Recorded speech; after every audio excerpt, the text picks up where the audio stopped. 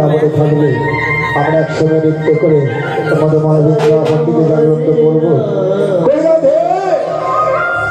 এসো এসো আজ একসঙ্গে নৃত্য করে মধুময় বৃন্দাবনকে আমরা জাগ্রত করবো।